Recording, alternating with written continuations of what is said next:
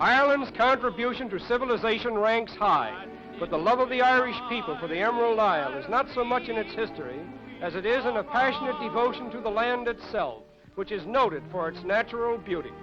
The ancient round towers, adding mystery to the landscape, have baffled antiquarians for centuries, but it is generally believed that they were built over 1,000 years ago as places of refuge during a stormy period in Ireland's history. The real charm of the Emerald Isle is in its countryside, which, thanks to continuous rains, is perpetually clothed in a blanket of green. Little farms and snug cottages have an appeal that is rooted deep in Irish hearts, and when the natural beauties of the country are emphasized, one can readily understand the intensity of the love which the native of Ireland has for his Emerald Isle. Such scenes as this must bring fond memories to many an Irish exile in other lands. The cow, the pig, and the donkey are the props of the Irish countryside. In some sections of Ireland, sweet-scented gorse is utilized for fences. Notwithstanding its formidable spines, this gorse yields a palatable and nutritious winter forage for the animals. To fit it for this purpose, it must be chopped and bruised to destroy the spines and mixed with hay or straw. The genuine spell of Ireland is likelier to be found in the simpler scenes that still remain unsung. Often the Irish farmers scratch the barest living from the land, and their wealth is counted in pennies. The desires of the people are small desires, and these little animals become a very necessary and important part of their existence.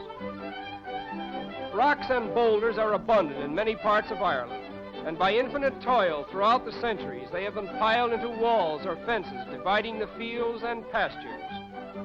The burro, or donkey, is so indispensable to rural life that few farms in Ireland could be conveniently managed without him. He has a reputation for dullness and obstinacy, but somehow when he is at work, patiently lugging his heavy burdens, one does not feel that he deserves his reputation.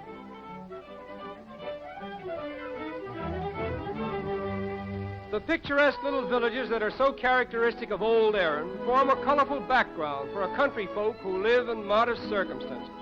They find in their humble thatched-roofed cottages pleasures that are unknown in the palaces of kings.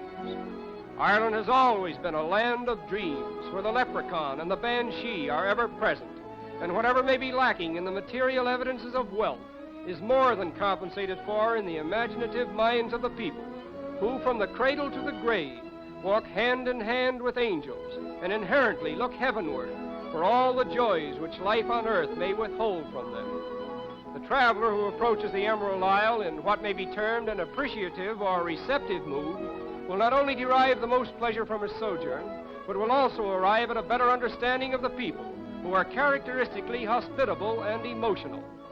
Beautiful children are the rule in Ireland, and no matter how many brothers and sisters follow close upon the heels of each little collie, beauty still reigns supreme, and it has been the inspiration for many an Irish song. Irish eyes are smiling, sure it's like a morning spring.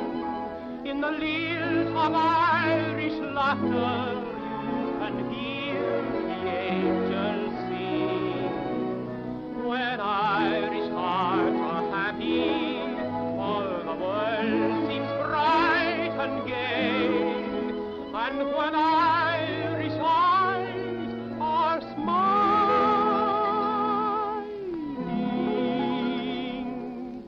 sure they steal your heart away. Sentiment and imagination have always been proverbial in the hearts of the Irish people, and it is significant that her poets have never been wanting in glorifying the Emerald Isle with poetry and song.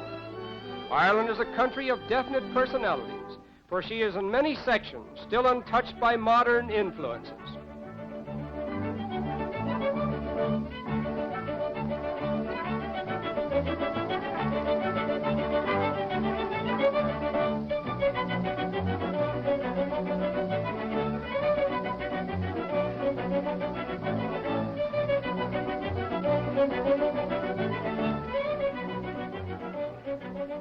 Among the many ancient landmarks of Old Irlnd is Howth Castle, a splendid baronial mansion built by one of the Earls of Howth in the 15th century.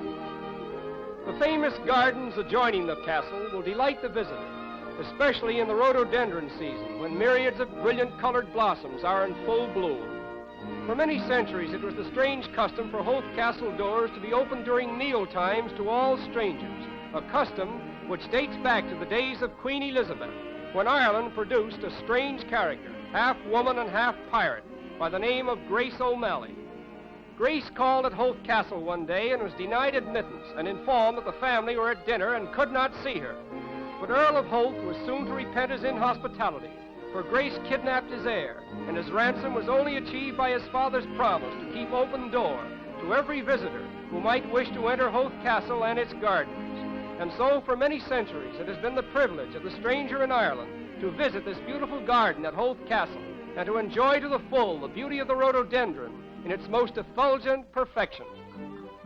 From an artist's point of view, the Claddagh village at Galway is one of the most interesting sights in the British Isles. Nothing is more astonishing than this little village of neat, whitewashed, thatch-roof cottages, planted at haphazard angles, with the front door of one opening into the back door of another. Here the paths of earth have been beaten hard by the feet of innumerable generations, going back to the Norman conquest. Old customs have been perpetuated within this village for centuries, and although they have long been forgotten by the rest of Ireland, they are still the priceless heritage of Claddagh. The language they speak is Gaelic, and they pride themselves in the fact that they have kept their family strains pure. To the Claddagh people, you can only talk about the Claddagh. The remainder of the world has no appeal to them. Even today, they stand together, apart from their neighbors. The Claddagh is the last living vestige of ancient Ireland. But regardless of the changes wrought by time, we will always think of Ireland as a country of smiles and tears, of pathos and tragedy, of legend and song. May her priceless music go down through the centuries, and her smiles overbalance her tears. And it is with this thought that we say, farewell to Ireland, the Emerald Isle.